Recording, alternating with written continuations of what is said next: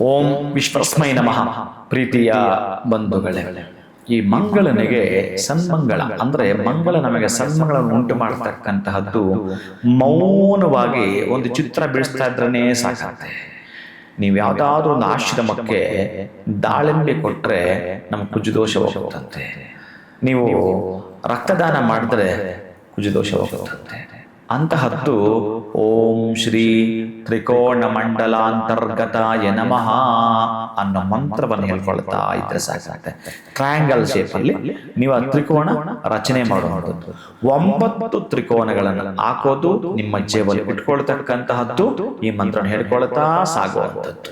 ಬಹುಶಃ ಅರ್ಧಂಬರ್ಧವೋ ಅಥವಾ ಶೀಘ್ರವಾಗಿ ಆಗಬೇಕಾಗಿದ್ದ ಕೆಲಸವೋ, ಮನೆಯಲ್ಲಿ ಕೋಪ ಪ್ರಕೋಪಗಳು ನಿಲ್ಲುವಂಥದ್ದು ಇವತ್ತು ಸಾಯಂಕಾಲ ಸಾಧ್ಯವಾದರೆ ಸಾಯಂಕಾಲದ ಒಳಗಡೆ ನೀವೇನಾದ್ರೂ ಮಾಡಿ ವ್ಯವಸ್ಥೆ 2 ಮಾಡಿಕೊಳ್ತೀನಿ ಅಂತಂದ್ರೆ, ಅಂದ್ರೆ ರೆಡ್ ಕೋರಲ್ ಕೆಂಪು ಹವಳವನ್ನ ತಂದು ದೀಪಕ್ಕೆ ಹಾಕುವಂಥದ್ದು.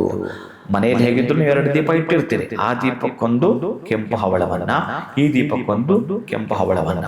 ತೃತೀಯ ಅದರಲ್ಲೂ ಟ್ರಯಾಂಗಲ್ ಅಂದ್ರೆ 3 ಬರ್ತಕ್ಕಂತಹದ್ದು ನೀವು ತಂದಿರ್ತಕ್ಕಂತಹದ್ದನ್ನ ಆ ಒಂದು ದೀಪದಲ್ಲಿ ಹಾಕ್ತೀನಿ ಅಂತಂದ್ರೆ, ಮತ್ತು ನೀವು ಉಂಗುರ ಮಾಡಿಸ್ಕೊಳ್ತಿರೋ ಅಂತ ಅಂದ್ಕೊಂಡು ಇವತ್ತು ಉಂಗುರವನ್ನು ಮಾಡಿಸ್ಕೊಂಡು 3 ತರಬಹುದು, ಅಭ್ಯಂತರಗಳ.